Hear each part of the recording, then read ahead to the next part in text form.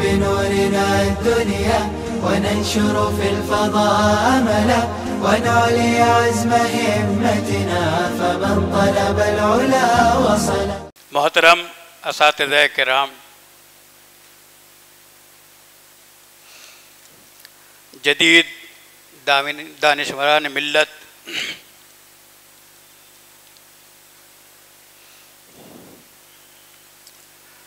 عزیز ساتھیوں، جو آپ کے سامنے جس عنوان کا اعلان ہوا ہے، اس عنوان کے تحت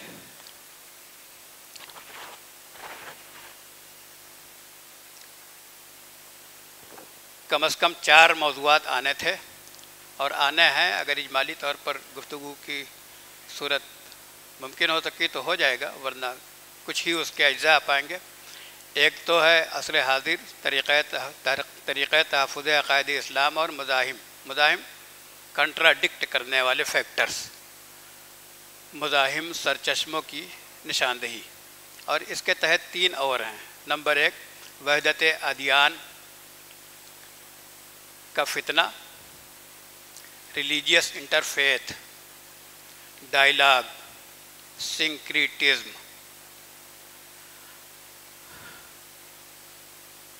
تہذیبی مفاہمت،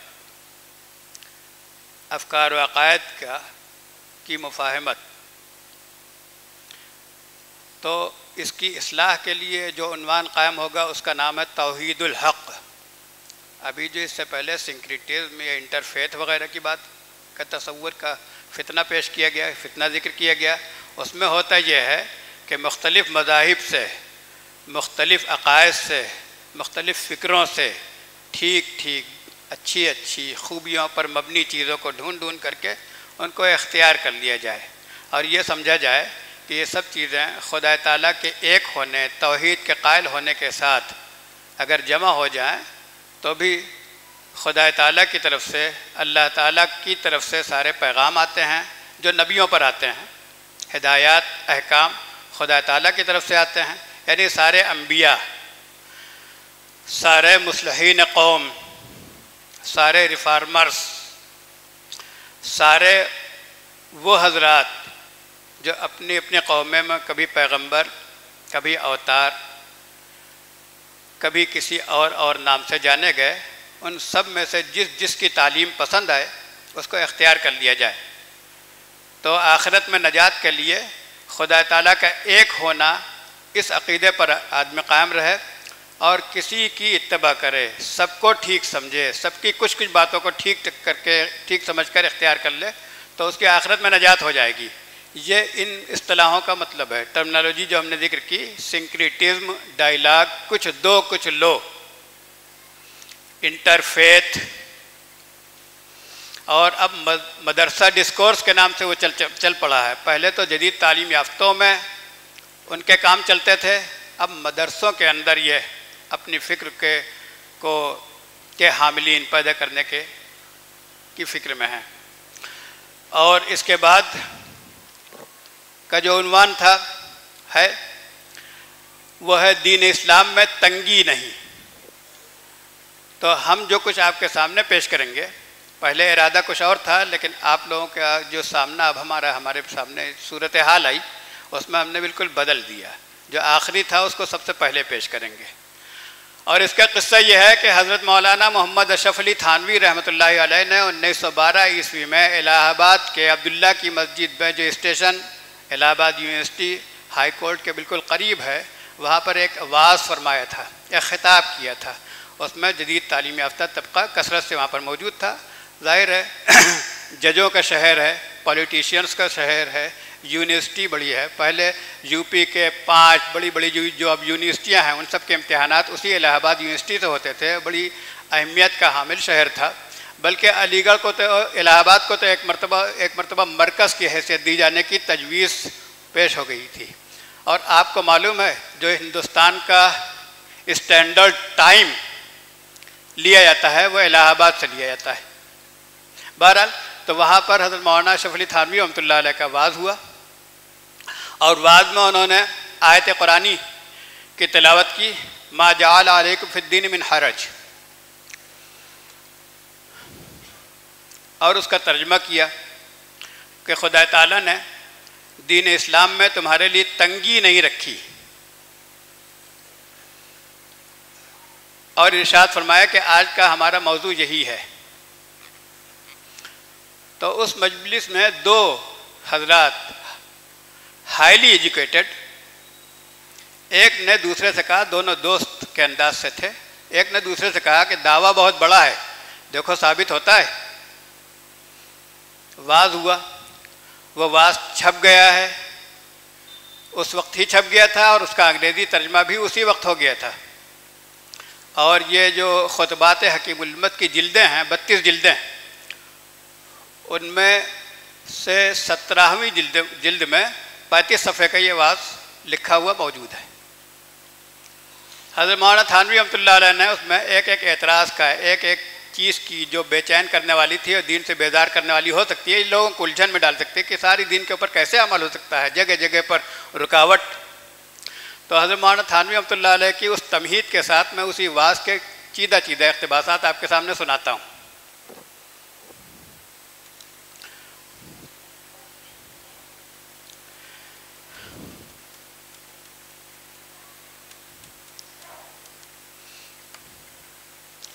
حضرت مولانا تھانوی رحمۃ اللہ علیہ کا یہ واز نہایت مفید و مؤثر اور ہر وقت کی فوری و دیرپا ضرورت میں کارآمد ہے۔ چنانچہ جہاں تک مفید و مؤثر ہونے کی بات ہے تو اس لحاظ سے خود صاحب واز یہ بتانے کے بعد کہ اس کا انگریزی ترجمہ ہو گیا ہے، مدرسے کے دفتر میں موجود ہے، اس کا تعارف اور موضوع محل، جگہ، محل وقوع، اکورنس ذکر کرتے ہوئے فرماتے ہیں، الہ آباد 1912 میں یہ واز ہوا جس میں ثابت کیا گیا تھا کہ دین اسلام میں کوئی حرج اور تنگی نہیں۔ ما جعل علیکم فی الدین من حرج آیت پڑھی گئی تھی، آیت کا ترجمہ یہ ہے، اور اس نے یعنی خدا تعالیٰ نے تم پر دین اسلام کے احکام میں کسی قسم کی تنگی نہیں کی، چنانچہ تمام ابواب میں احکام رخصت کہ یہاں تک عزیمت ہے، یہ کرنا ضروری ہے، اور اگر فلاں صورت پیش آ جائے تو اس کی بھی اجازت ہے، پر نظر کرنے سے معلوم ہوتا ہے۔ حضرت مولانا تھانوی خود فرماتے ہیں، مجمع میں نئے تعلیم یافتہ حضرات تھے، معشوق علی صاحب رئیس قنوج بھی موجود تھے۔ وہ کہتے تھے جب بات شروع کیا گیا تھا تو مجھے خیال ہوا کہ دین میں کوئی حرج اور تنگی نہیں کا اتنا بڑا دعویٰ اور پھر ایسے جدید تعلیم یافتوں کے مجمع میں کیوں کر ثابت ہوگا، لیکن بعض ختم واز حیرت میں تھے کہ قوم کی ترقی اور ہمدردی کی تجاویز پیش کرنے والے لیڈروں اور ترکی ٹوپی والوں کی جانب سے اس وقت ترکستان میں جنگ چل رہی تھی، جنگ عظیم کا سلسلہ تھا، اسی کے حالات تھے، خلافت کمیٹی کا مسئلہ تھا، ساری چیزیں تھیں، تو اس سلسلے میں یہاں سے بھی مدد کی جا رہی تھی، اور یہاں بہت سے مفکرین ایسے تھے جو ترکستان کے حمایت میں بہت آگے تک کی تجویزیں، دین اسلام کی بقا کا طریقہ یہ ہے اور یہ ہے اور یہ ہے، فلاں فارمولے وہ دیتے تھے، تو ان کی طرف اشارہ ہے۔ ترکی ٹوپی والوں کی جانب سے احکام اسلام پر جتنے اعتراضات پڑ سکتے تھے تقریباً سب کو بیان کر کے ایک ایک کا جواب دیا گیا تھا، اور سب کے سر تسلیم خم تھے، کوئی کان نہ ہلا سکا۔ یہ تو خطبہ نفی الحرج کی بات ہے، اس کا نام حضرت مولانا تھانوی رحمۃ اللہ نے لکھا تھا نفی الحرج، حرج یعنی تنگی کی نفی، نیگلیکٹیبل ہے، تنگی نہیں ہے۔ مگر اس موضوع پر ملفوظات میں بھی حضرت مولانا تھانوی رحمۃ اللہ علیہ کی ہدایتیں، تحقیقات موقع بموقع موجود ہیں۔ تو اس کے اندر جو ہم نے کچھ پیش کیا ہے وہ حکیم الامت حضرت مولانا اشرف علی تھانوی رحمۃ اللہ علیہ کی دو کتابیں بڑی اہمیت کی حامل ہیں۔ نمبر 1 الانتباہات المفیدہ عن الاشتباہات الجدیدہ، اور نمبر 2 عملی حیثیت سے یہی نفی الحرج۔ تو اسی سے ہم نے لے کر کے واقعات زمانہ کو دیکھ کر کے اس حیثیت سے ہم نے چیزوں کو پیش کیا۔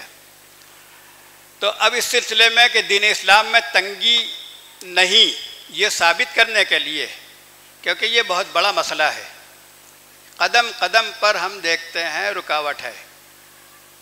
فوٹو کھنچانے کی شریعت اجازت نہیں دیتی لیکن کھنچانا ہوتا ہے. تو کیا درجہ ہے اس کا, کیا مواقع ہیں, کیا حدیں ہیں, کہاں تک ہم جا سکتے ہیں اور کہاں پر اپنا محاسبہ کرنا ہمارے لیے ضروری ہے. سود کا مسئلہ ہے, گورنمنٹ کی نہ معلوم کتنی کتنی چیزیں آتی ہیں, اور خود اس کے دیکھیے کالجز جو ہیں وہ 4 چیزوں پر مبنی ہوتے ہیں. نمبر 1 نظام تعلیم, نمبر 2 نصاب تعلیم, نمبر 2 کو curricular activities, number 4 extra curricular activities. تو ان بنیادوں پر جو کالجز چلتے ہیں اس میں مغربی مفکرین کے 5 اصول ہیں. وہ تحقیق تعلیم انگریزی کے دیباچے میں ہم نے لکھ دیا ہے. وہ 5 ٹرمنالوجی کے نام, ان کے مؤسسین, موجدین, انوینٹرز, اور اس کے کیا تقاضے وہ چاہتے ہیں, ان کو ہم نے اس میں 2 صفحے کے اندر درج کر دیا ہے, وہاں دیکھ لیجئے گا. تو اس پورے تناظر میں آپ دیکھیے تو ہر قدم آدمی کو بڑا مشکل معلوم ہوتا ہے. پھر جھنجلا کر کے آدمی یہ کہتا ہے کہ کہاں تک بچیں گے, کہاں تک بچیں گے. تو کہاں تک بچیں گے کا فیصلہ کرنے کے بعد وہ کہتا ہے کہ جن سے بچ بھی سکتے ہیں ان سے بھی بچ کر کے کیا مل جائے گا. اس سینیریو میں, اس تناظر میں آپ دیکھیں کہ اس موضوع کی کیسی اہمیت ہے. تو اس میں 2 طرح کی غلطی ہوتی ہیں, ایک اعتقادی نوعیت کی اور ایک معاشرتی, معاملاتی, اور اس سے آگے بڑھ کر کے ایک خود اپنے نفس کے احتساب کی نوعیت. تو گویا کہ 5 کے 5 حیثیتوں سے اس کے اندر گفتگو آنی چاہیے. اعتقاد کی حیثیت سے, کیونکہ دین اسلام میں تنگی نہیں. حکیم الامت مولانا اشرف علی تھانوی رحمۃ اللہ علیہ نے الانتباہات المفیدہ عن الاشتباہات الجدیدہ ایک کتاب لکھی. اس کتاب کا پس منظر یہ ہے کہ علی گڑھ مسلم یونیورسٹی میں 1909 عیسوی میں وقار الملک کی دعوت پر, جو وہاں پر جنرل سیکریٹری تھے, یعنی مدرسۃ العلوم پہلا نام علی گڑھ مسلم یونیورسٹی کا, پھر اینگلو اورینٹل کالج اس کا نام پڑا جو عوام میں علی گڑھ کالج کہلاتا تھا. اس کے بعد 1920 آتے آتے وہ یونیورسٹی بنی. تو ابھی یونیورسٹی نہیں بنی تھی, کالج کہلاتا تھا. کالج کے سیکریٹری ہوتے تھے, پہلے سر سید احمد خان پہلے جنرل سیکریٹری, پھر ان کے بیٹے سید محمود, پھر ان کے بعد ان کے دست راست دایاں بازو محسن الملک مولوی مہدی حسن, اور ان کے بعد مولوی مشتاق حسین جن کا لقب ہے وقار الملک. یہ بہت شاندار آدمی تھے, بڑے دیندار آدمی تھے, اور علماء کی بڑی قدر کرتے تھے, اور اپنے عقائد و اخلاق اور دین کی وہ سادگی, ان سب چیزوں کے وہ پیروکار بھی تھے, روادار بھی تھے, اور ایسی چیزوں کو پسند کرتے تھے. کالج میں وہ ماحول لانا چاہتے تھے. پورے طائفہ سر سید میں ایک نہایت شاندار نام جو ہے اگر ہے تو وہ یہی ہے, وقار الملک. بہرحال انہوں نے, ان کو معلوم ہوا کہ مولانا اشرف علی تھانوی علی گڑھ آئے ہوئے ہیں. علی گڑھ کیسے آئے تھے؟ وہ بنگال کے سفر پر گئے تھے. لوٹتے میں علی گڑھ وہ رک گئے تھے کہ ان کے حقیقی چھوٹے بھائی علی گڑھ میں اس وقت سب انسپکٹر تھے, ان سے ملنے کے لیے آ گئے تھے. تو علی گڑھ میں اس وقت بھی اور اس کے بعد تک کے حالات سب کو معلوم ہے کہ حضرت مولانا تھانوی رحمۃ اللہ علیہ سے تعلق رکھنے والے لوگ رہا کرتے تھے, طلبہ میں بھی, اساتذہ میں بھی. تو اس حضرت تھانوی کے آنے کی جب اطلاع ملی تو طلبہ ان سے ملنے کے لیے گئے. پھر طلبہ نے آ کر کے وقار الملک کو متوجہ کیا کہ ان کا بیان یہاں ہونا چاہیے. تو وقار الملک نے ایک رقعہ, ایک چٹھی لکھ کر کے بھیجی حضرت تھانوی کو کہ کل جمعہ ہے, اور جمعہ کے بعد ہم چاہتے ہیں کہ آپ کا واعظ یہاں پر ہو. اور پھر اگلی صبح وہ خود بنفس نفیس حضرت تھانوی کے اس در دولت پر آئے جہاں وہ ٹھہرے ہوئے تھے, اور زبانی درخواست کی. حضرت نے وعدہ کر لیا, وہاں گئے. جمعہ کے بعد وہاں بیان ہوا. وہاں پر اساتذہ, طلبہ, پروفیسرز, سیکریٹری, ان سب کا مجمع تھا. علی گڑھ سر سید ہال کے اسٹیچی ہال میں بیان ہوا. اس بیان کا ہونا تھا کہ اس کے بعد تو پھر بڑی بڑی راہیں کھلی. وہ قصہ لمبا ہے, اس پر ہم نہیں جانتے. بہرحال حضرت مولانا اشرف علی تھانوی رحمۃ اللہ نے وہاں پر بیان کیا. بیان کے بعد وہاں کے طلبہ نے اور بعض اساتذہ نے یہ درخواست کی کہ آپ کا بیان یہاں بار بار ہونا چاہیے اور آئندہ بھی ہم آپ کو بلائیں گے، تو جب بلائیں تو آپ تشریف لائیں گے۔ یہ ان سے ان کا اندیہ معلوم کرنا، ان کا منشا معلوم کرنا چاہا۔ حضرت تھانوی وعدہ کر لیا کہ ہاں جب بلایا جائے گا تو آئیں گے۔ تو اس کے بعد حضرت تھانوی رحمۃ اللہ علیہ نے ایک کتاب، ایک رسالہ، بلکہ کہنا چاہیے کہ ایک نوٹس تیار کیا کہ وہاں جائیں گے تو کیا بیان کریں گے۔ اس نوٹس کا نام ہے الانتباہات المفیدہ علی الاشتباہات الجدیدہ۔ اس کے تیسرے چیپٹر میں اس کا نام ہے انتباہ سوم متعلق نبوت۔ تو اس میں بڑے بڑے عقائد اسلامیہ اور اس سے جدید تناظر میں جو ان کی مزاحمتیں پیدا ہوتی ہیں ان کو ذکر کیا ہے اور انہیں حل کیا ہے اور طریقہ کار سمجھایا ہے۔ وہ بہت شاندار کتاب ہے۔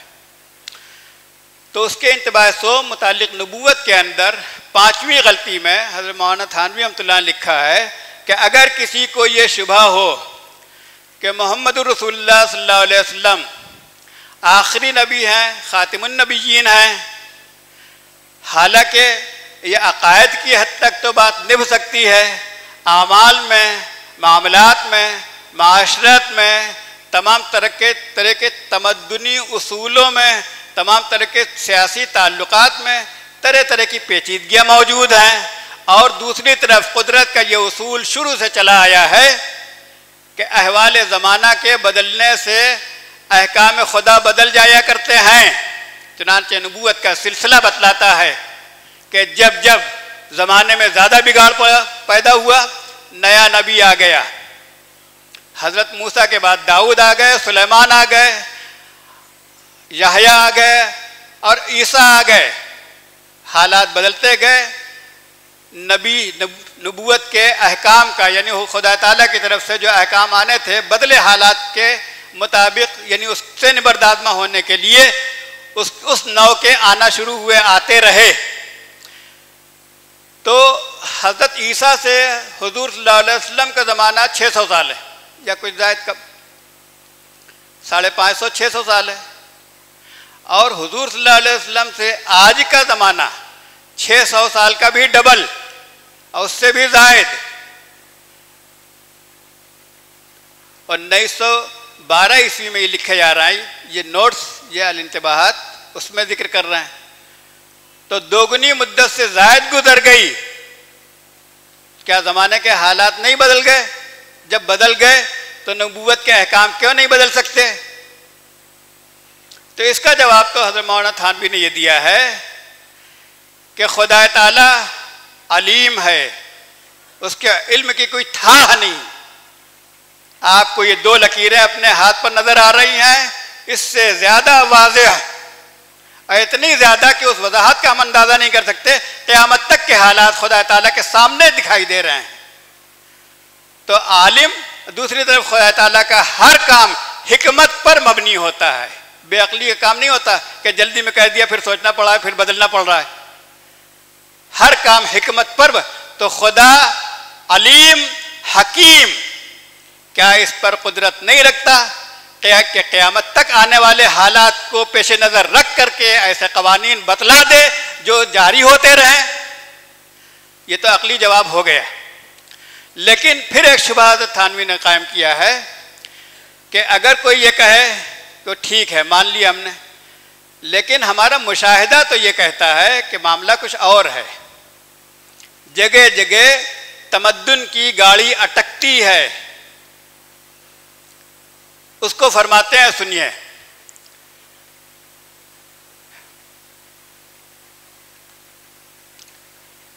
حضور صلی اللہ علیہ وسلم کے خاتم النبیین کے اعتقاد سے پہلوت ہی کو عقلی طور پر ایک شبہ کے ضمن میں ظاہر کیا جاتا ہے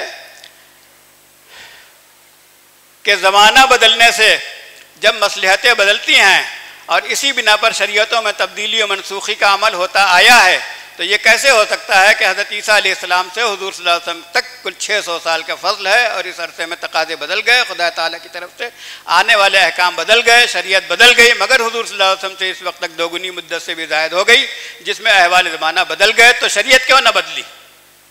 یا کم از کم اس میں تشکیل جدید، ریکنسٹرکشن، اس کا نیا ایڈیشن، جو تسلیمہ نسرین کہتی تھی کہ قرآن کا نیا ایڈیشن آنا چاہیے، کیوں نہ آیا، کیوں نہ ہوا، یا اب بھی کیوں روا نہیں؟ حکیم الامت مولانا اشرف علی تھانوی نے اس کا جواب دیا ہے کہ خدا تعالیٰ واضح قانون، حکیم کامل اور عالم الغیب ہے، تو ممکن ہے جب وہ چاہے ایسے قانون بنا دے جس میں قیامت تک کے تمام زمانوں کی رعایتیں موجود ہوں۔ اور اگر واقعات زمانہ کو دیکھ کر شبہ کیا جاوے کہ ہم اس وقت کھلی آنکھوں دیکھتے ہیں کہ شریعت پر عمل کرنے سے کارروائی میں تنگی پیش آتی ہے، جس سے معلوم ہوتا ہے کہ وہ احکام اس زمانے کے مناسب نہیں، اس کا حل یہ ہے کہ تنگی قانون کا حکم اس وقت صحیح ہو سکتا ہے کہ جب اس پر عامل ہوں، یعنی عمل کریں اور پھر کام اٹکنے لگیں، سو اس کو کوئی ثابت نہیں کر سکتا۔ آگے ایک مثال دے کر کے سمجھاتے ہیں۔ اور اس وقت جو تنگی پیش آ رہی ہے اس کا سبب تو یہ ہے کہ غیر عامل یعنی عمل نہ کرنے والے زیادہ ہیں اور عمل کرنے والے کم۔ جب ان کم عمل کرنے والوں کو زیادہ عمل کرنے والوں سے سابقہ پڑے گا، ضرور معاملات میں کشاکشی ہوگی۔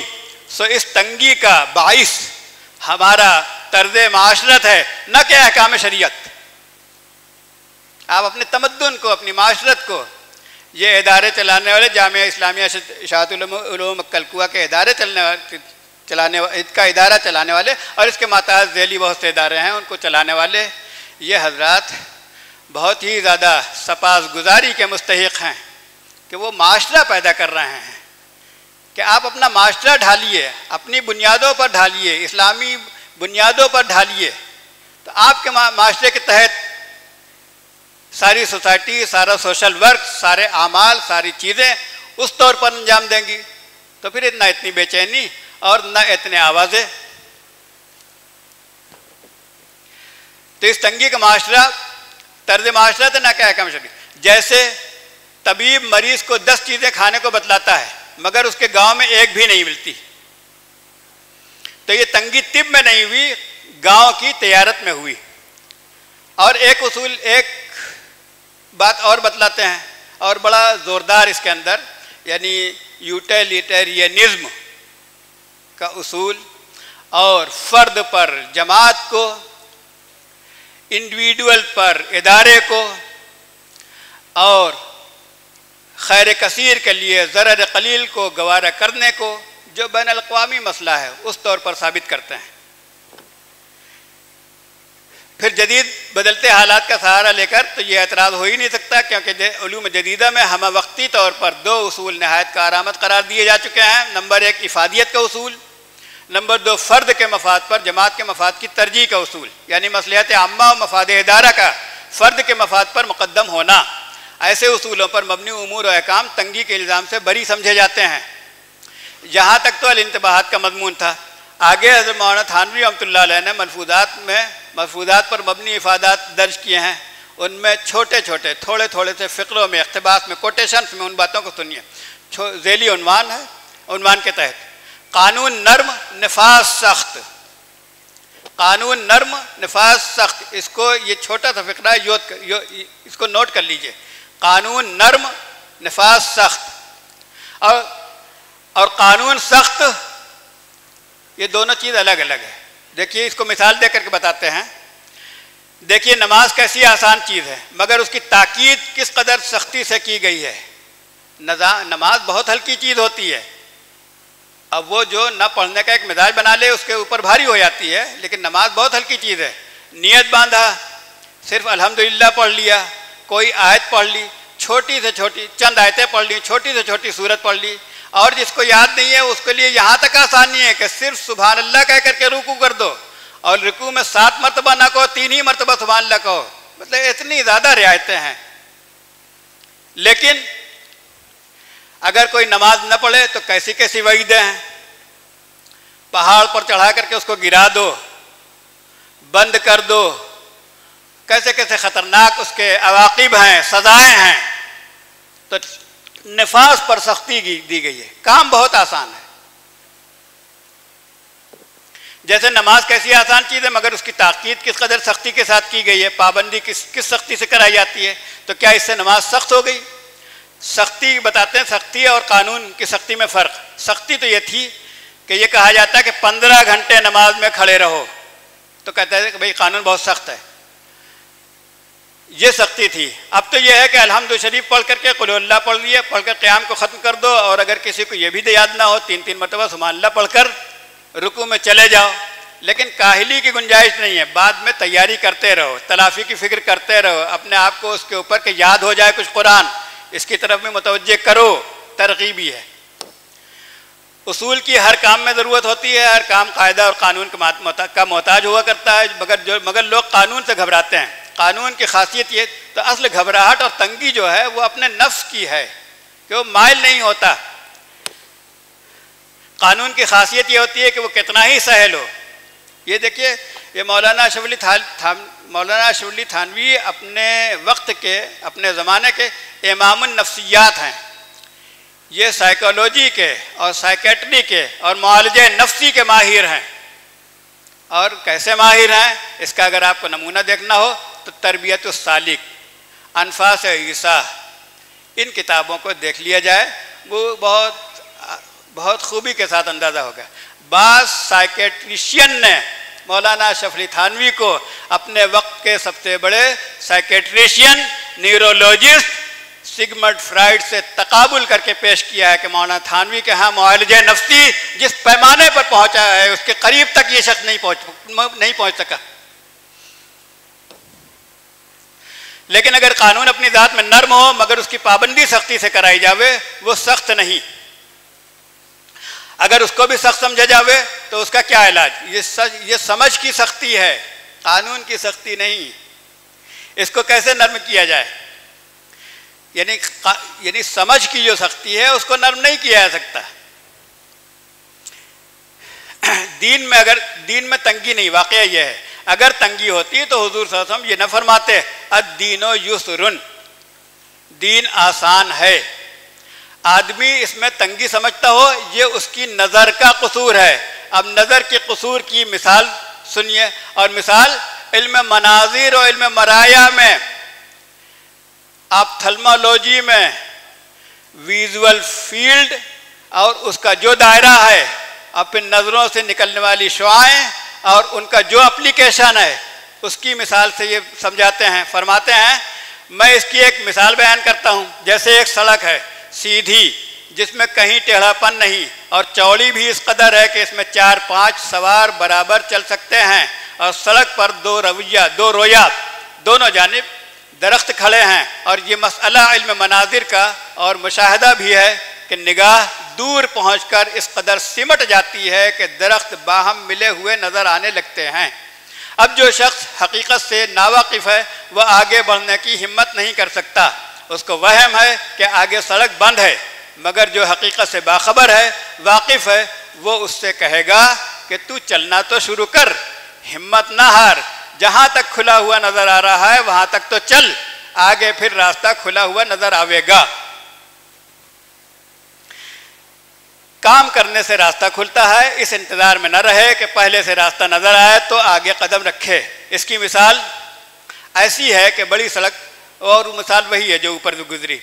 دراصل یہ بات یہ ہے کہ جو تنگی ہم کو دین میں نظر آتی ہے، جیسے وہ تنگی اپنے آپ کی نوعیت کی تنگی ہے کہ ہم نے جن عادات اور جن اطوار کے ساتھ اپنے آپ کو ڈھالا ہے، تو ہم نے اس کے حساب سے اپنی تنگی اور فراخی کو طے کر لیا ہے. نفس کی خواہشات کے مطابق جو چیزیں ہیں وہ فراخی ہے، اور نفس کے اوپر بار پیدا کریں وہ تنگی ہے. اس کی مثال ایک دیتے ہیں. جیسے ایک حبشی سفر کر رہا تھا، راستے پر ایک شیشہ پڑا ہوا نظر آیا. اس کو اٹھا کر اپنی صورت جو اس میں دیکھی تو کالی صورت، موٹے موٹے ہونٹ، بے ڈھنگی ناک نظر آئی. اس نے کبھی آئینہ نہ دیکھا تھا، اس سے پہلے کبھی آئینہ نہیں دیکھا تھا. اس نے یہ سمجھا کہ اس کے اندر کوئی دوسرا شخص ہے. شیشے کو دور پھینک مارا اور کہا کہ اگر ایسا بدصورت نہ ہوتا تو تجھ کو یہاں کون پھینک جاتا؟ آپ ہی بتلائیں کہ تنگی تو اپنے اندر اور الزام دین پر. تیسری مثال، ایک عورت بچے کو پاخانہ پھرا کر اور کپڑے سے پوچھ کر عید کا چاند دیکھنے گئی. عورتوں کو عادت ہوتی ہے اکثر ناک پر انگلی رکھ کر بات کیا کرتی ہیں. چاند دیکھتے وقت ناک پر بھی اتفاق سے انگلی رکھی تھی اور اس کا پاخانہ لگا رہ گیا تھا. تو کہتی ہے کہ اے ہے اب کے چاند سڑا ہوا کیوں ہے؟ بھلا بتائیے، چاند اور بدبو تو اپنے ہاتھ میں تھی اور الزام چاند پر۔ یہ اعتقادی نوعیت کی بات ہوئی۔ اب عملی نوعیت کی رکاوٹیں جو پیش آتی ہیں اور واقعتاً بعضی ہیں بھی، ان دونوں کا جائزہ لیتے ہیں۔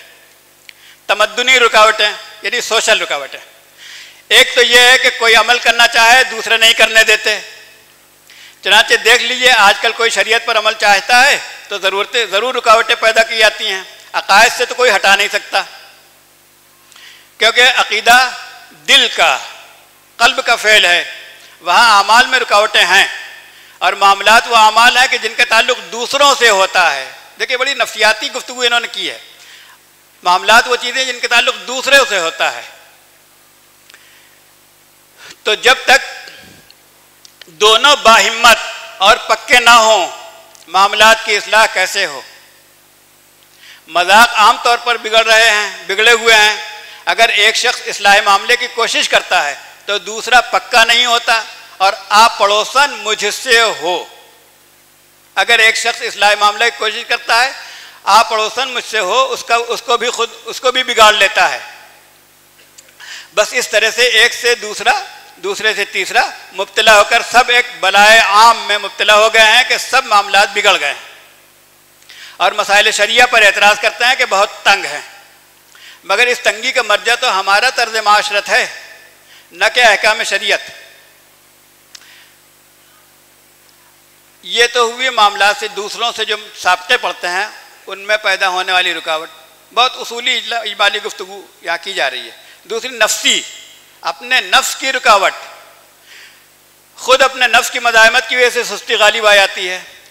عقیدے میں ضعف یا شک نہ ہو وہ ٹھیک ہے، تو دین بذات خود آسان ہے، دشوار نہیں۔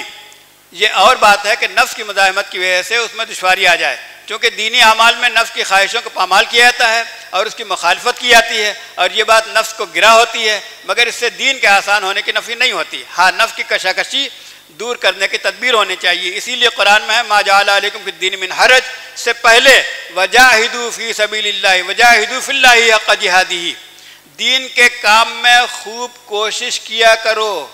تو دونوں پہلو کو دیکھیے، جیسا کوشش کرنے کا حق ہے یہ بھی آیا ہے قرآن ہی میں، جس سے معلوم ہے کہ دین میں مجاہدے کی ضرورت ہے۔ بس ایک جز کو ہی مت دیکھو، دونوں جز کو ملاؤ۔ اگر صحیح طریقے سے کام کرنا چاہیں، افراط و تفریط نہ کریں، تو میں سچ عرض کرتا ہوں کہ دین بہت آسان ہے، مگر یہ تو نہیں ہو سکتا کہ کچھ بھی آدمی نہ کرے، کچھ نہ کرنا پڑے، خود بخود سب کام ہو جائیں۔ دنیا کی چھوٹی چھوٹی چیز تو بغیر مشقت کے حاصل ہوتی نہیں، دین کیسے حاصل ہو جائے؟ آدمی کچھ تو کر لے، کچھ نہ کچھ ہو ہی جاتا ہے۔ تو اب وہ یہ حکیم ہیں، حکیم الامت، ان کا ٹائٹل جو ہے یہ بہت زوردار ہے۔ مرض بتا دیا، اب علاج بھی بتاتے ہیں۔ رکاوٹوں کے ازالے کے لیے ہمت کی ضرورت۔ کام سب کچھ ہو سکتا ہے، ہمت کی ضرورت ہے۔ بندے کا فرض کام شروع کر دینا ہے، اس میں لگ جانا ہے۔ اب اس کی ایک مثال دیتے ہیں ہمت کی، حضرت یوسف علیہ السلام کی مثال۔ اہل تواریخ نے حضرت سیدنا یوسف علیہ السلام کی ہمت کی ایک حکایت لکھی ہے۔ جس وقت زلیخا نے مکان میں حضرت سیدنا یوسف علیہ السلام کو بلایا ہے تو اس مکان کے یکے بعد دیگرے 7 در ہے، 7 درجے تھے، اور 7 مقفل کر دیے گئے تھے، قفل، تاکہ، لاکڈ، تالا لگا دیا گیا تھا، اور تالے بھی نہایت مضبوط تھے۔ مورخین نے لکھا ہے مکان کو اس قدر محفوظ کر کے تب زلیخا نے اپنی خواہش کا اظہار کیا، مگر قوت کے سامنے ایک بھی زلیخا کی نہ چلی۔ حقیقت تو یہ ہے کہ یہ قوت نبوت ہی تھی جو سیدنا یوسف علیہ السلام کا اتنا قوی توکل رہا، ورنہ دوسرا تو سر کے بل آ کر گر جاتا۔ غرض مکان سب مقفل، اس میں سے نکل جانے کے لیے کوئی راستہ بظاہر نظر نہیں آتا تھا، مگر اللہ رے ہمت اور بھروسہ اس وقت آپ پر یہ حال غالب ہوا کہ مجھ کو اپنا کام کرنا چاہیے، آگے ان کا کام ہے، ضرور مدد فرمائیں گے۔ غرض یہ کہ سیدنا یوسف علیہ السلام وہاں سے توکل پر بھاگے اور زلیخا پیچھے دوڑی۔ جس دروازے پر آپ پہنچتے تھے، پہنچنے سے قبل اس کا تالا ٹوٹ کر دروازہ کواڑ کھل جاتا تھا۔ ساتوں دروازوں کے اسی طرح طے کر گئے اور عفت و عصمت کے ساتھ باہر نکلے۔ آج کل دین سے لوگوں کو وحشت ہے، وجہ بتاتے ہیں۔ اس کی وجہ دو ہیں، اس کی وجہ ایک ہے جہالت، یعنی دو، جہالت اور کاہلی، جہل اور کسل، کاہلی اور جہالت یعنی واقف نہ ہونا، علم دین کا اس طور پر جس طور پر چاہیے حاصل نہ ہونا، اور اس کے پانچوں ابواب عقائد، عبادات، معاملات، معاشرت، ان نوعیتوں کی تفصیلات آدمی پڑھے تو وہ چونکے گا، اور چونکنے کے بعد پھر اس کو عمل کی توفیق ہوگی، اور پھر جو پختگی آئے گی، جو بصیرت ہوگی اور جو ہمت ہوگی، لیکن وہ دو سبب ہی زائل کرنے پر یہ آمادہ نہیں۔ اگر علم صحیح طلب و صادق، علم صحیح ہو، طلب صادق ہو، تو دین میں کوئی دشواری نہیں، کوئی دشواری تنگی پیش نہیں آ سکتی۔ مجھے تو اس باب میں اس قدر شرح ہے، یہ تفصیلات چلی گئی ہے، پورا مقالہ ان حضرات کے پاس ہوگا، آپ اس کو بعد میں دیکھ لیے گا۔ میں یہاں پر چند پوائنٹ سنانا چاہتا ہوں، سنا کر کے روک دوں گا۔ تو اب کہہ رہے ہیں کہ یہ کسل کے کیا اسباب ہیں؟ سستی، کمزوری، کہتے ہیں اس کے اسباب دو ہیں، نمبر ایک غرض، نمبر دو خوف۔ یہ امام النفسیات ہے، یہ شخص جو کہہ رہا ہے، دعویٰ کر کے پیش کر رہا ہے، سارے حالات آپ کے سامنے دو چار کی طرح سے کھول رہا ہے، یہ نفسیات کا امام ہے۔ اگر آدمی پکا ہو تو ہر جگہ ہمت سے دین پر عمل کر سکتا ہے، کہیں بھی کوئی مانع نہیں۔ یہ تو محض کمزوری ہے کہ صاحب فلاں وجہ سے نماز نہیں پڑھ سکا، فلاں وجہ سے امر بالمعروف نہیں کر سکا، یہ کمزوری، اور یہ کمزوری ہوتی ہے غرض یا خوف سے، جس میں دوسرا موقع خوف کی وجہ سے، خوف یا غرض سے، تو خوف کی وجہ سے یہ کمزوری ہے۔ یہ تو کسی درجے میں عذر بن سکتا ہے کہ بھائی حالات ایسے تھے کہ نقصان، خوف کی، تو یہ کسی وجہ سے عذر بن سکتا ہے، لیکن پہلا یعنی مفاد، حرص، طمع اور لالچ، کوئی بھی کسی بھی طرح کی ہو، یہ عذر نہیں ہوتے، یہ عذر نہیں کہلاتے، نہیں بنتے۔ اب بے خوفی کا ایک واقعہ انہوں نے ذکر کیا، بڑا دلچسپ ہے، سنیے۔ ایک صاحب وائسرائے کے ایک لیکچر میں شریک تھے، نماز کا وقت آ گیا، انہوں نے کھڑے ہو کر صاف کہہ دیا کہ ہماری نماز کا وقت ہو گیا ہے، ہم نماز کو جاتے ہیں، جب ہم لوگ نماز پڑھ کر آ جائیں تب لیکچر دیجیے گا۔ وائسرائے فوراً بیٹھ گیا، یہ نماز کے لیے باہر آئے تو ان کے دوسرے مسلمان صاحب بولے، مجمع میں بہت سے تھے، دوسرے صاحب نے کہا یہ آپ نے کیا حرکت کی؟ انہوں نے اپنی بات جاری رکھتے ہوئے کہا کہ بے شک نماز فرض ہے، مگر آپ چپکے سے اٹھ کر چلے جاتے۔ تو انہوں نے کہا کہ لیکن تم جیسے نماز کو کیسے آتے؟ کہہ دینے میں یہ مصلحت ہوئی کہ جس قدر مسلمان اس مجمع میں تھے سب کو نماز کے لیے اٹھنا پڑا، اس لیے کہ اگر نہ گئے تو وائسرائے کہے گا یہ بے نمازی ہیں۔ غرض آدمی پختہ ہو تو سب کچھ ہو سکتا ہے۔ دین کے دوسرے شعبوں میں دیکھیے، تمدن میں اور سیاست میں، اللہ سے دوستی، اللہ کے لیے دشمنی، اگر یہ جذبہ پیدا ہو تو دین کے آسان ہونے میں کوئی شبہ نہیں۔ اگر کسی کو شبہ ہوتا ہے حقیقت کے نہ سمجھنے سے ہوتا ہے۔ آگے سنیے، کیا دینی احکام ترقی میں رکاوٹ ہیں؟ یہ ایک موضوع ہے۔ تجارت کی نئی صورتیں بہت سی آ گئی ہیں، کیسے ہم دین پر قائم رہیں؟ بعض لوگ کہتے ہیں کہ شریعت میں چونکہ تجارت کی بعض صورتوں کو ناجائز کہا ہے اس لیے مسلمان ترقی نہیں کر سکتے، مگر یہ بھی غلط ہے، کیونکہ معاملوں میں شریعت کی حدوں کے پابند کتنے تاجر ہیں؟ غالباً دو چار کے سوا کوئی نہ ملے گا، تو پھر ان تاجروں کو اپنی ایسی ترقی کیوں نہیں ہوئی؟ تقلید اقوام یورپ، دوسرا قضیہ چھیڑا ہے انہوں نے۔ تصور آزادی نسواں، کہ بے پردہ کر دیا جائے عورتوں کو تو ترقی زیادہ ہوگی مسلمانوں کو، اس کو بھی چھیڑا ہے انہوں نے۔ اور دیکھیں کیا کیا موضوعات۔ قومی ترقی کا اصل راز، فارمولہ خود سمجھایا ہے۔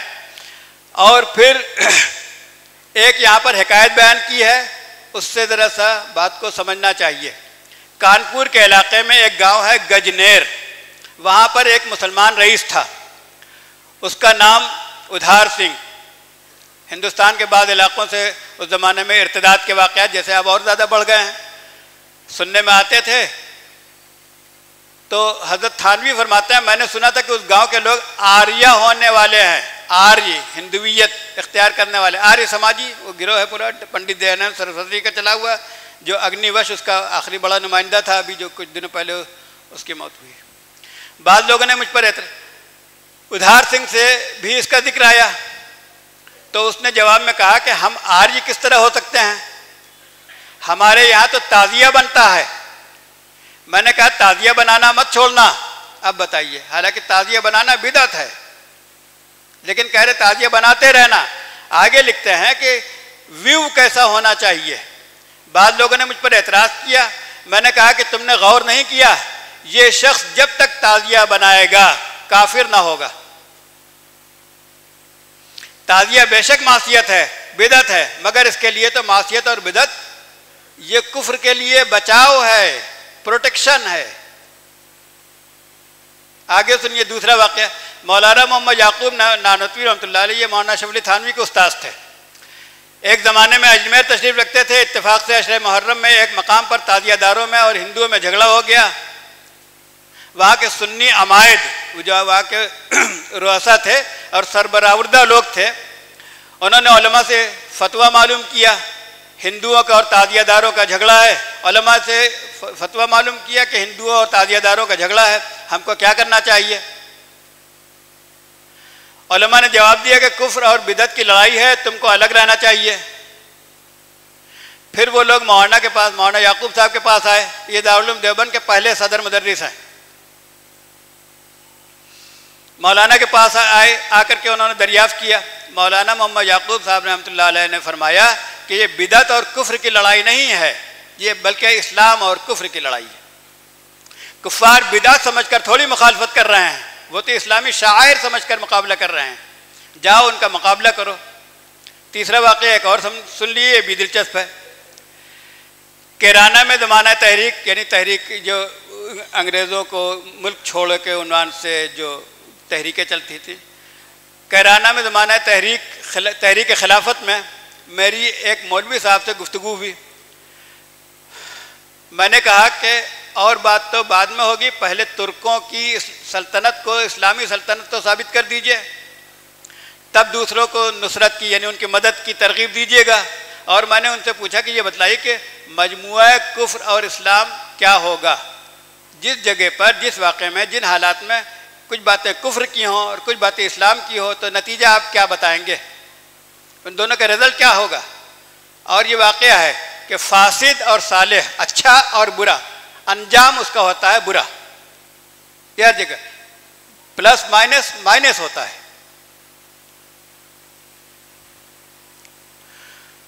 مولوی صاحب نے کہا کفر۔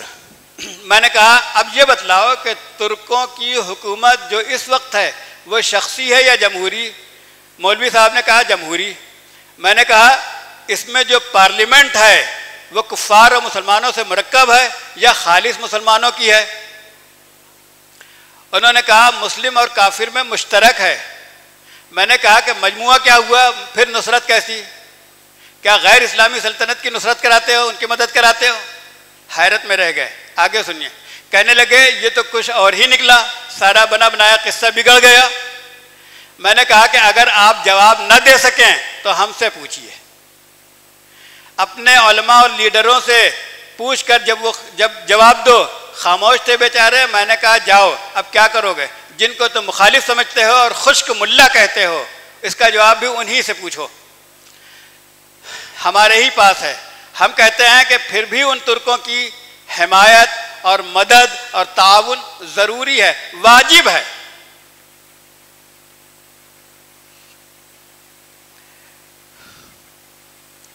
فرماتے ہیں کہ اس لیے کہ کفار تو اس کا جو مخالفت کر رہے ہیں اس کا اسلامی سلطنت ہی سمجھ کر مقابلہ کر رہے ہیں، اس لیے اس وقت ترکوں کی مدد، نصرت، تعاون اسلام اور مسلمانوں کی نصرت اور ان کی مدد ہے۔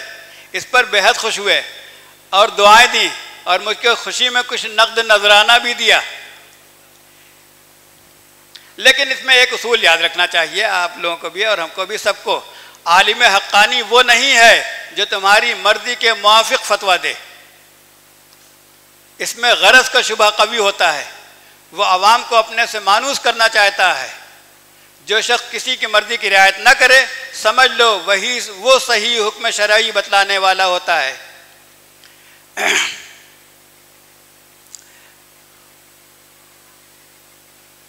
اب یہ نوکری ملازمت کے متعلق چند باتیں سن لیجئے۔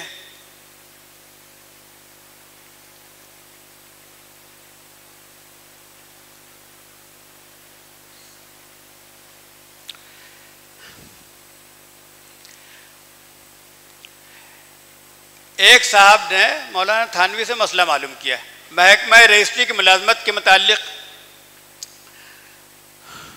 انہوں نے دریافت کیا کہ اگر ناجائز ہوئی، مولانا تھانوی نے ان کے سوال پر دریافت کیا کہ اگر یہ ناجائز ہوئی تو ترک کر دو گے، ناجائز ہے تو ناجائز چیز کو چھوڑنا چاہیے، تو تم چھوڑ کر کے کیا کرو گے؟ وہ سوال کر رہے ہیں، تو ترک کر کے کیا سبیل معاش کی اختیار کریں گے؟ اس کے جواب میں ان صاحب نے لکھا کہ کوئی صورت معاش کی ہمارے پاس نہیں ہے۔ اس پر ان کو لکھا کہ پھر مجبوری میں کیا ہو سکتا ہے، یعنی کچھ نہیں۔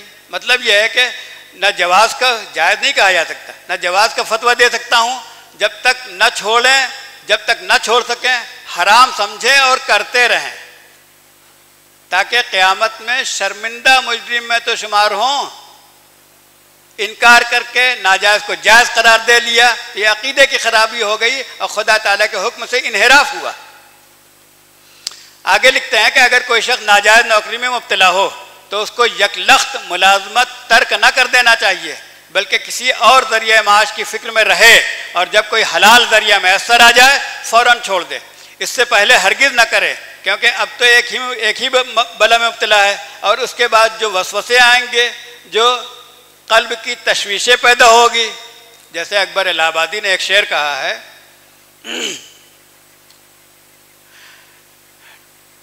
ٹھانا تھا یہ دل میں کہ یاد خدا کیا کریں گے، مان مگر یہ خیال آیا کہ روٹی نہ ملی تو کیا کریں گے۔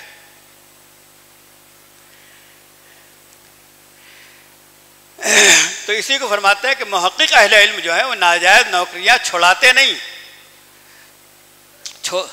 کہیں افلاس کا سبب نہ ہو جائے۔ الفقر یکاد ان یکون کفرا، محتاجگی بڑی بری بلا ہے۔ تو یہ فقہا جو حکیم بھی ہوا کرتے ہیں، اور خشیت مع اللہ، خدا تعالیٰ کا خوف اور گناہوں سے بچنا، ثواب کے کاموں میں رکھنا، یعنی ور و تقوی، ان چیزوں کے ساتھ جو متصف عالم آپ کو مل جائے اس کے اوپر اعتماد کر کے اس کی بات ماننا چاہیے۔ حاجی امداد اللہ مہاجر مکی رحمۃ اللہ علیہ ناجائز اسباب معاش کو چھوڑنے کو کبھی مشورہ نہیں دیتے تھے۔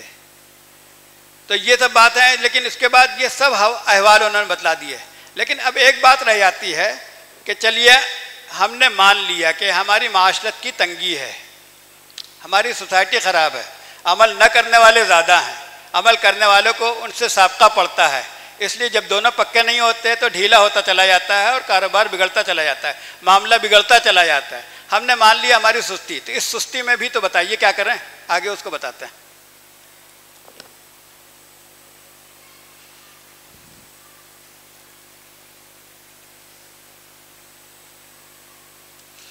یہ عنوان ہے، پانچواں عنوان، کم ہمتی۔ ہم کم ہمت ہیں، اب کیا کریں؟ اس کم ہمتی کے ساتھ کوئی فارمولہ بتائیے۔ وہ بتا رہے ہیں فارمولہ، کہتے ہیں ایک گناہ تو وہ ہیں کہ جن کو اگر چھوڑ دیا جائے تو آپ کو تکلیف نہ پہنچے۔ مثلا داڑھی منڈانا، ٹخنا ڈھانکنا، اگر ان کو چھوڑ دے تو کوئی کام کہیں نہیں اٹکتا۔ ایسی چیزوں کو فوراً چھوڑ دینا چاہیے۔ اور بعض گناہ ایسے ہیں کہ جن کو چھوڑنے کے بعد کچھ تنگی، تکلیف، مشقت، کچھ بے چینی پیدا ہوتی ہے۔ مثلا رشوت لینا، کہ صاحب بال بچے والے ہیں، اتنی تنخواہ میں گزر نہیں ہو سکتی، تو ایسے گناہوں کے بارے میں تو میں کہہ دیتا ہوں کہ رفتہ رفتہ ہی چھوڑو، ایک دم سے نہ چھوڑو۔ اور یہ بھی کہتا ہوا میں ڈرتا ہوں، لیکن میری نیت بری نہیں ہے، نیت تو یہ ہوتی ہے کہ کسی طرح یہ چھوڑ دیں، تو اس چھوڑ دینے کے لیے یہ سبیل انہوں نے اختیار کی، لیکن اس میں بھی ڈر رہے ہیں، جن سے ایک دم چھوڑنے کی امید نہیں۔ اور یہ اگر ان پر اور اس وجہ سے بھی کہ اگر ان پر اس کا زور ڈالا گیا تو وہ تمام عمر بھی نہ چھوڑیں گے۔ سو میں گناہ کی اجازت نہیں دیتا، گناہ چھڑاتا ہی ہوں، لیکن یوں کہہ دیتا ہوں کہ سب کو ایک دم سے نہ چھوڑو، تھوڑا تھوڑا کر کے چھوڑو، مگر رہیں اس فکر میں کہ ایک طریقہ بقیہ گناہ کے چھوڑنے کا یہ بتلایا کرتا ہوں کہ مکان میں کیواڑ بند کر کے سوتے وقت روز حق تعالیٰ سے اس طرح دعا کیا کرو کہ یا اللہ میں بڑا کمبخت ہوں، نالائق اور پاجی ہوں، مجھے عمل کی توفیق دے دے اور میرے کیے ہوئے کو معاف کر دے۔ روز معمول بنا لے، احتساب نفس اس کو کہتے ہیں۔ تو غرض خوب سخت الفاظ اپنے لیے استعمال کر کے کہو، خدا کے سامنے، خدا سے براہ راست کہہ رہے ہیں کہ یا اللہ میری ہمت تو ان کے چھوڑنے کے لیے نہیں، کافی نہیں، آپ ہی مدد فرمائیں۔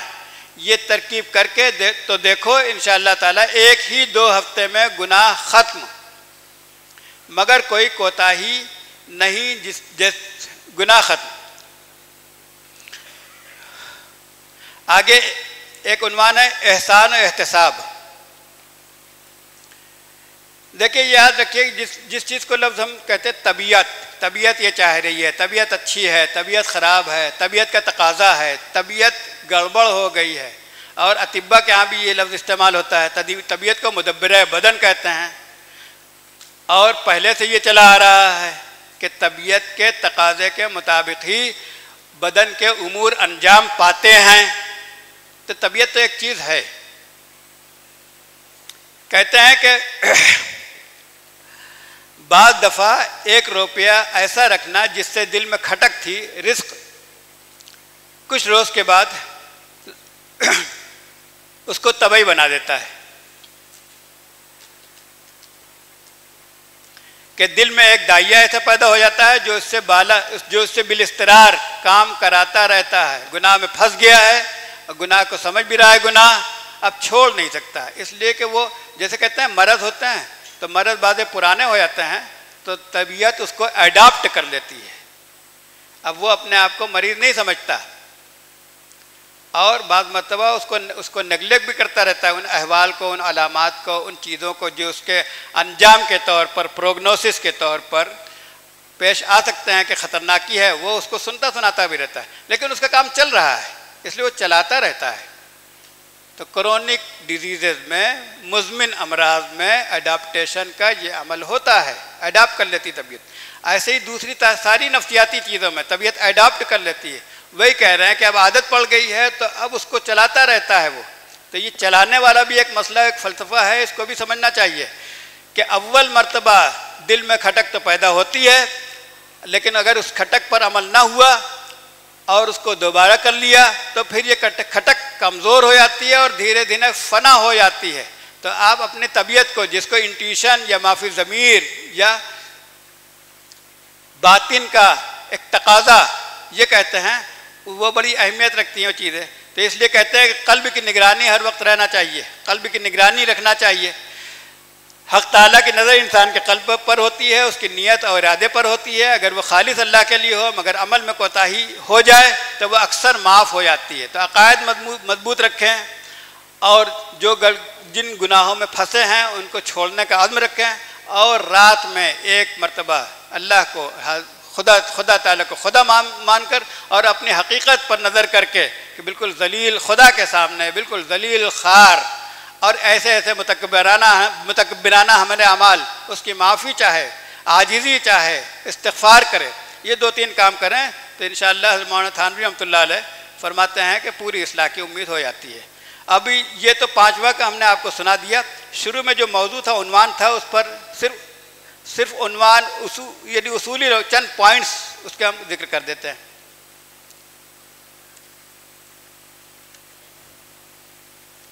اور اصل میں یہ جو ہمارا مضمون ہے، جو پریزنٹیشن ہے، محاضرہ ہے، یہ اصل میں فلاسفیکل، لاجیکل اور جو ماڈرن تھنکنگ ہے، جو ان کے اصول و افکار ہیں، اور ان افکار سے پیدا ہونے والے جو حالات ہیں جنہوں نے معاشرے میں، تمدن میں شریعت اسلامی کے ساتھ مزاحمت کی، وہ اصول کیا ہیں؟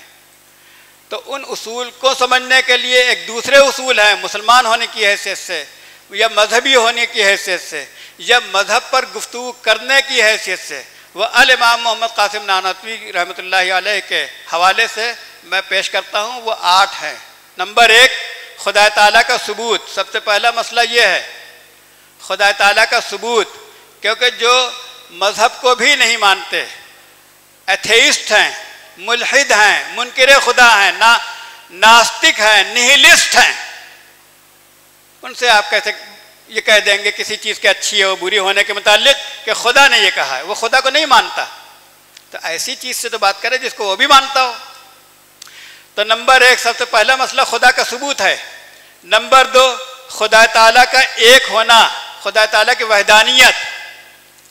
اور نمبر 3 خدا تعالیٰ کا واجب الاطاعت ہونا، کہ خدا تعالیٰ جب اپنی ذات میں یکتا اور تنہا ہے، اکیلا ہے، لا مثیل اور لا مثال ہے، ادوتی ہے، اس کا کوئی ثانی نہیں، ایک ذات، ایسی اس کی ساری صفات کمال، اعلیٰ سے اعلیٰ خوبیوں کی مربع کا منبع اور سرچشمہ ہیں۔ اس حیثیت سے اس کو ثابت کرنا پڑے گا کہ خدا اسے کہتے ہیں۔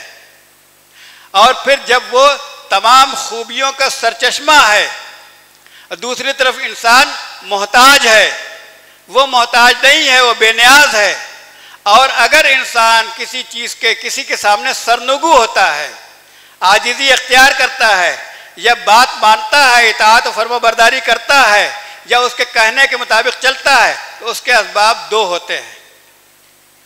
نمبر 1 غرض، اپنا کوئی مطلب ہے، اس لیے ہم آپ کی بات مان رہے ہیں، ورنہ کاہے کو مانیں گے؟ ملازمتوں میں ہوتا ہے، ایک سربراہ ہے، ایک ملازم ہے، ملازم سربراہ کی بات کیوں مانتا ہے؟ وہ استعفیٰ دے کر کے باہر آ جائے، دونوں برابر، دونوں سیویلائزڈ نیشنلٹی کے حامل ہے، اور دونوں کا درجہ ایک ہے، لیکن جب تک ادارے کے اندر ہے وہ ملازم ہے اور اس کو بات ماننا ہے۔ تو کیوں ماننا ہے؟ اس لیے کہ تنخواہ ملتی ہے، غرض وابستہ ہے۔ اسی طرح سے دوسرا سبب ہوتا ہے بات کے ماننے کا، اطاعت کرنے کا، فرما برداری کرتا، محبت۔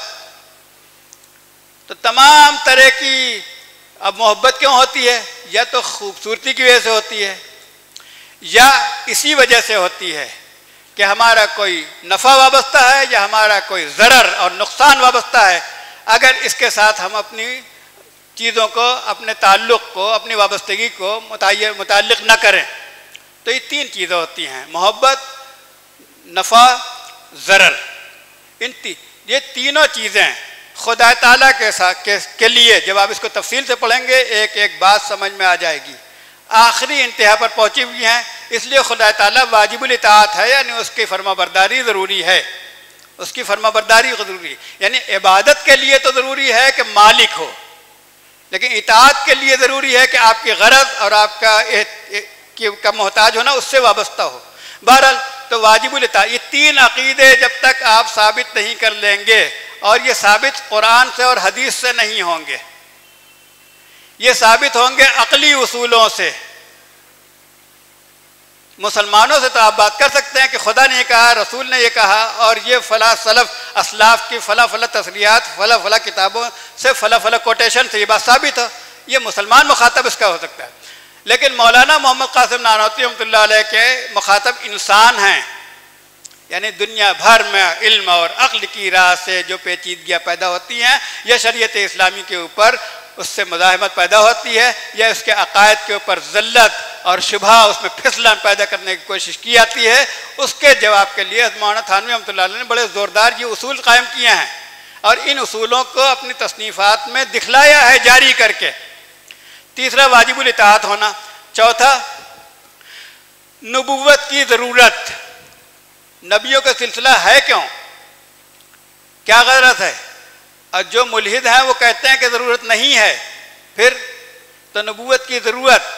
اور اگلا اس کا پوائنٹ ہے نبی کو نبی کیسے مانیں، اس کی علامات و خصوصیات۔ اور اس کے بعد اگلا پوائنٹ ہے حضور صلی اللہ علیہ وسلم کی نبوت، محمد صلی اللہ علیہ وسلم نبوت نبی تھے، اس کو ثابت کرنا. اور اس کے بعد اگلا ہے حضور صلی اللہ علیہ وسلم کا خاتم النبیین ہونا، حضور صلی اللہ علیہ وسلم کے خاتم النبیین ہونا. دیکھیے جو دین کی معاشرے کی تنگی میں، یا دین میں تنگی نہیں تو دین میں تنگی ہے والا جو اعتراض ہے وہ ختم نبوت تک لے جاتا ہے، کہ گویا کہ رسول اللہ صلی اللہ علیہ وسلم نے جو معاملات اور معاشرات کے اور تمدن کے اور سیاست کے اور افکار کے سلسلے میں یہ ہو یہ نہ ہو، یہ چیز درست یہ چیز نادرست، ان چیزوں میں رہنے پہنے کھانے پینے تک کے سلسلے میں جو احکام دیے ہیں، وہ اب اس زمانے کی جو سوسائٹی ہے، سویلائزیشن ہے، جو سوشل طرز ہے، اس سماج میں نہیں چل پا رہا ہے. تو اس لیے ان چیزوں میں تبدیلی لائی جائے. تو در حقیقت حضور صلی اللہ علیہ وسلم کی ختم نبوت پر اعتراض ہے کہ وہ جاری کیے گئے تھے، اس زمانے میں چل رہے تھے، اب نہیں چل پا رہے. تو حضور صلی اللہ علیہ وسلم کے احکام گویا مضر تمدن ہیں، تمدن میں ان سے ضرر ہو رہا ہے. اتنا بڑا اعتراض خود حضور صلی اللہ علیہ وسلم کے اوپر جتنے عنوانات ہیں وہ سب اسی اعتراض سے پیدا ہوئے ہیں. تو حضور صلی اللہ علیہ وسلم کا خاتم النبیین ہونا یہ ثابت کرنا ہوگا عقلی طور پر. عقلی طور پر کہ مطلب جتنی عقلی باتیں آپ ان سے منوا چکے ہیں، اب اس کے بعد بات ہوگی. اور آخری ہے رسول اللہ صلی اللہ علیہ وسلم کی بعثت کے بعد، آپ کے ظہور کے بعد آپ کی اطاعت میں نجات کا منحصر ہونا. اب یہ وقت بہت ہو گیا، جو ہم کو وقت دیا گیا تو اس سے کافی بڑھ جائے گا، لیکن چند چیزیں ان کا اپلیکیشن ہم بہت تفصیل سے آپ کو دکھاتے، لیکن وہ نہیں ہو سکتا. لیکن اشارات ہم کرتے ہیں کہ دیکھیے یہ 8 امور ہیں، یہ امور ہشتگانہ، 8 اصول، 8 امور ہیں جو حضرت مولانا محمد قاسم نانوتوی رحمۃ اللہ علیہ نے میلہ خدا شناسی شاہجہاں پور، یعنی وہاں آپ یہ دیکھیے، آپ کہیں کہ صاحب یہ کمرے میں بیٹھ کر کے انہوں نے لکھ لیا ہوگا، اور وہ چیز پیش کریے جو کنٹمپریری ہو، اپلائیڈ ہو. یہ اپلیکیشن ہے.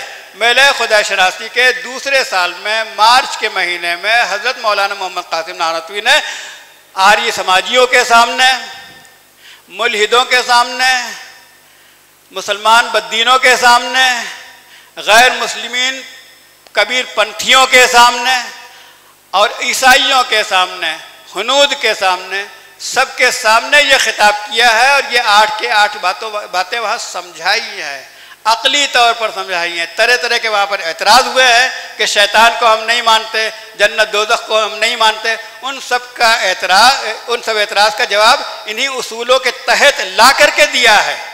آگے سنیے، پہلی بحث کے ذیل میں، اور جو آپ کے سینیریو میں جو چیزیں ہیں وہ سب بھی آتی ہیں انہی کے اندر. سنیے، پہلی بحث کے ذیل میں نیچریت، نیچرلزم، وجودیت، ایگزسٹنشلزم، انڈیویڈویلزم جیسے ملحدانہ افکار زیر بحث آتے ہیں. اسی طرح انفرادیت، فرد پرستی وغیرہ ملحدانہ افکار زیر بحث آتے ہیں. اسی طرح دوسری اور تیسری بحث کے ذیل میں مابعد طبیعت، تکونات اشیاء، آنٹولوجی، میٹا فزکس اور حقیقت شے، حقائق الاشیاء. یعنی حقیقت شے کا مطلب یہ ہے کہ یہ جو چیز ہے، پتھر سے لے کر کے گرد و غبار سے لے کر کے جماد منرل سے لے کر کے انسان تک، ان چیزوں کے اجزاء کیا ہیں، کس چیز سے یہ بنی ہے. جو موجود چیز ہے، موجود چیز کا تجزیہ کرے تو تجزیہ کیا جائے تو یہ کہاں سے آئی، اس کو کہتے ہیں آنٹولوجی. اس میں وجود ہے ایک چیز، اور ایک چیز اس کی خصوصیات ہیں. اس کے اوپر گفتگو حضرت مولانا قاسم نانوتوی رحمۃ اللہ نے تفصیل سے کی ہے. لیکن قصہ یہ ہے کہ اسی موضوع کو لے کر کے جو بہت سی باتیں پیدا ہوئی ہیں، ان بہت سی باتوں کے پیدا ہونے کے ساتھ بڑے بڑے مسئلے پیدا ہوئے. کہ مثلا نیچرلزم کے تصور کے تحت بعضوں نے خدا کو تو مان لیا، اور یہ بھی مان لیا کہ خدا نے کائنات بنائی، اور یہ بھی مان لیا کہ خدا تعالیٰ کی قدرت تھی جس نے کائنات بنا دی، اور اس نے اس میں قوانین فطرت رکھ دیے. لیکن اب یہ قوانین فطرت اپنے فزیکل اینڈ کیمیکل فورسز کے سہارے خود بخود رواں دواں ہے اور نظامہائے کاروبار کائنات چل رہا ہے.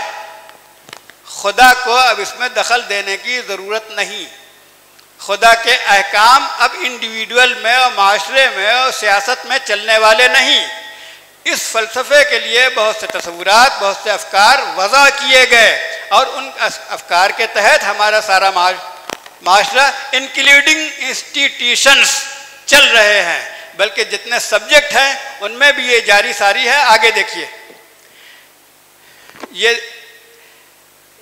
ایک کوٹیشن میں آپ کے سامنے پیش کر رہا ہوں. پیدائشی طور پر ہر انسان مسٹر نیچر ہوتا ہے، وہی نیچرلزم، مسٹر نیچر ہوتا ہے. مگر دنیا کی زندگی روزانہ ایسے تجربات، دنیا کی زندگی میں روزانہ ایسے تجربات پیش آتے ہیں جو اس کی فطری شخصیت کے اوپر منفی دھبے ڈالتی ہے. یہ مثبت اور نیچر اور منفی کیا ہے؟ اصل میں یہ نئے نئے قسم کے جو محاورے آئے ہیں یہ سب مغرب سے آئے ہیں. مغربیوں میں جب مذہب کے خلاف بغاوتیں اٹھی ہیں تو اس میں پھر انہوں نے خدا تک کے اوپر اعتراض کرنے شروع کیے، حتیٰ کہ خدا کا بھی انکار کرنا شروع کیا اور کہا کہ خدا کی طرف سے جتنی چیزیں آتی ہیں وہ سب منفی ہیں، سب نگیٹو ہیں، کوئی پازیٹیو نہیں ہے. کیا ہوتا ہے؟ زلزلہ آتا ہے، موتیں ہوتی ہیں. فرد کی زندگی میں انڈیویڈول سے لے کر کے فیملی میں، معاشرے میں اور آگے دنیا بھر میں عجیب سے عجیب حادثے ہوتے ہیں. کون کرتا ہے یہ سب؟ خدا کرتا ہے. خدا کے سارے کام منفی ہیں. اور مثبت کیا ہے؟ مثبت وہ ہے جو لا آف نیچر کے تناظر میں انسانی مفاد کے لیے، سماج کو ترقی کی راہ پر گامزن کرنے کے لیے خدا کے احکام کی مداخلت کے بغیر ہو، وہ سب مثبت ہے. یہ کوٹیشن جو ہم نے آپ کو سنایا مثبت اور منفی اور کلچر، یہ مولانا وحید الدین خان نے اپنی تفسیر کے ترجمے میں لکھا ہے. تو مسلمانوں پر اثر آ رہا ہے کہ نہیں آ رہا؟ آپ خود سوچئے. چوتھی پانچویں بحث میں نجات کے لیے محض توحید کا قائل ہونا، اور اس کے اندر اس وقت جو روحانیت کے نام سے بہت سی چیزیں چلی ہوئی ہیں، اور وہ بہت سی چیزوں میں آپ کو لگتا ہے کہ بھائی یہ تو ہمارے مذہب کے قریب ہے، لیکن در حقیقت وہ سب کے سب نجات کے لیے آخرت میں کافی نہیں. دیکھیے یہ سب ٹرم آپ کے یہاں آتی ہیں، تھیزم، نیو تھیزم. ساتویں بحث کے تحت مومنین بلیورز، آپ کے دارالافتاءات میں یہ سوال کیا جاتا ہے، ہندو، مسلمان، سکھ، عیسائی، یہودی، یہ سب کے سب خدا کو مانتے ہیں.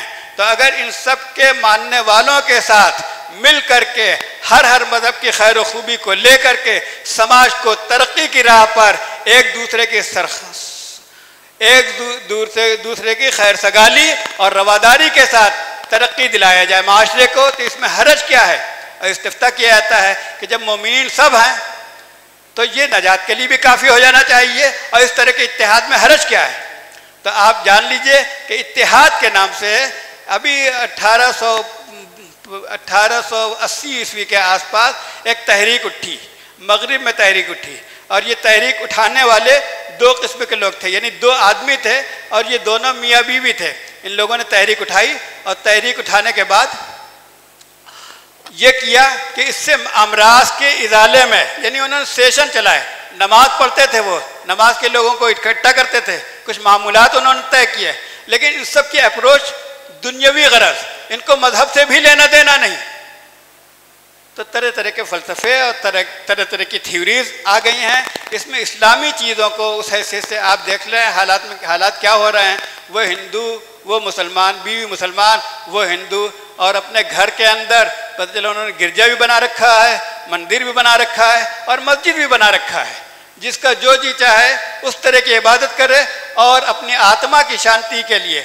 تو نئے دور میں آتما کی شانتی، یا یہ کہنا چاہیے کہ نیو تھیزم، یہ رواج دیا گیا ہے کہ نفس کی تسلی کے لیے. اب آپ اگر اس طور پر دیکھیں کہ مذہب مختلف نبیوں سے وابستہ جو مذہب سمجھے جا رہے ہیں، دیکھے جا رہے ہیں، ان کو یہ جو عصری ادارے ہیں ان کے اندر دینیات کا ایک شعبہ ہے، ان کے اندر جتنے شعبے ہیں ان سب میں کچھ مذہبی عناصر آتے ہیں۔ وہ کس طور پر آتے ہیں؟ اس میں اصل سماج کو مد نظر رکھا گیا ہے، اور سماج میں طرح طرح کے خیالات رکھنے والے لوگ ہیں، اور یہ تمام لوگ صرف سائنس پر قناعت نہیں کر سکتے، صرف مشینری پر اور انڈسٹریلائزیشن کے اوپر اپنے جذبات کی تسکین نہیں پاتے، تو ان کو جذبات کی تسکین کے لیے، تو اس کے لیے وہ خدا کی طرف لو لگانا چاہتے ہیں۔ ان کے پیش نظر کسی نبی کی اطاعت نہیں ہے، من کل الوجوہ کسی ایک کی اطاعت میں اپنی نجات کو منحصر سمجھیں، یہ نہیں ہے۔ تو یہ 5-6 بحثوں کے اندر یہ بات آپ نے دیکھ لی۔ اس کے بعد آخری بحث میں دیکھیے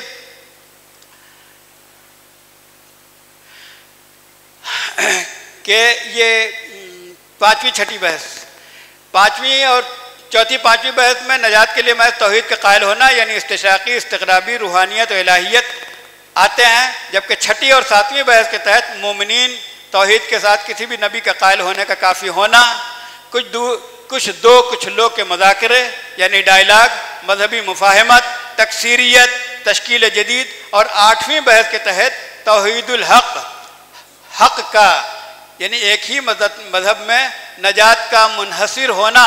اس کے مقابلے میں آتا ہے جس کو کہتے ہیں ایکسکلیوژن، تو ایکسکلیوژن کا اس وقت منکر ہے سارا معاشرہ، اور اس کے علاوہ مذہبی رشتہ داری، زبان کا تحلیلی فلسفہ، مظہریت، پس ساختیت جیسی ذیلی بحثیں، جتنی بحثیں ہیں وہ اوپر کے 8 عنوان کے تحت آتی چلی جائیں گی، اور آپ کو یہ معلوم ہو کر شاید حیرت ہو کہ ان سب افکار پر اصولی گفتگو اور استدراک علامہ محمد قاسم نانوتوی کی تصنیفات میں موجود ہیں۔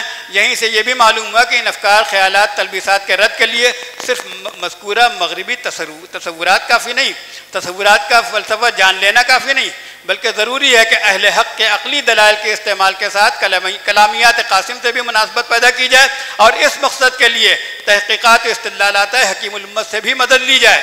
مطلب یہ ہوا کہ جہاں ایک طرف ڈیکارٹ سے لے کر ہیگل تک کی ہیومنسٹک اپروچ نظر میں رکھی جاتی ہے، اور یقیناً رکھی جاتی ہے، جیسا کہ کالج والوں کے طریقے مطالعے میں یہ بات نظر انداز کرنے کے قابل نہیں ہوا کرتی۔ چنانچہ علوم و فنون کے کسی بھی سبجیکٹ کے حقائق عصری تناظر میں پیش کرنے کے لیے مذکورہ فلسفوں سے نشو و نما پانے والے افکار کو اپلائی کیا جاتا ہے۔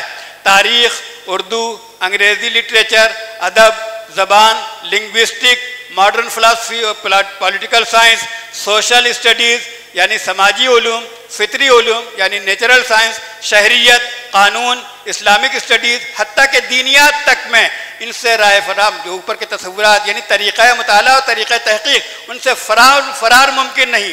جب یہ بات معلوم ہو گئی تو یہ بھی جاننا چاہیے کہ اسی بنا پر اصطلاحات، طبیعت، علت و معلول، زمانہ، حرکت، سگنیفائر اور سگنیفائڈ وغیرہ کے تصورات اور ان کی اطلاقی نوعیتوں کی تفصیلات سے واقف ہونا بھی ضروری ہے، کیونکہ آپ کو سارے انسانوں سے واسطہ پڑا ہوا ہے۔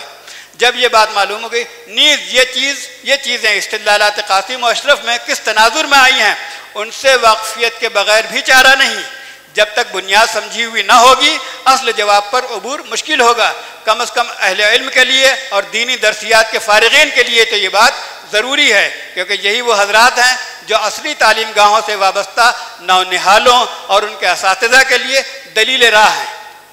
اصل المیہ یہ ہے کہ اوپر جو مغربی افکار پیش کیے گئے، معاشرے میں بے روک ٹوک ان کے رواج میں جب رکاوٹ دین حق ہو تو دین کے مخالفت پر قائم رہنے کے لیے اصول صحیحہ سے انکار اور ذرائع علم، مشاہدہ، مخبر صادق کی خبر اور استدلال عقلی کے مسلمات سے انحراف عمل میں آتا ہے، اور رشتہ داری کو اصل الاصول بنا کر ایپسٹیمولوجی جاری کی جاتی ہے تو التباسات کے طرز کو فروغ حاصل ہوتا ہے، کیونکہ ایپسٹیمولوجی جس کا ترجمہ علمیت قرار دے لیا گیا ہے، اس میں علم کی بنیاد اس پر ٹھہرائی گئی ہے کہ جسے انسان خود تخلیق کرے، اور مذہب کا بیس کیا ہے؟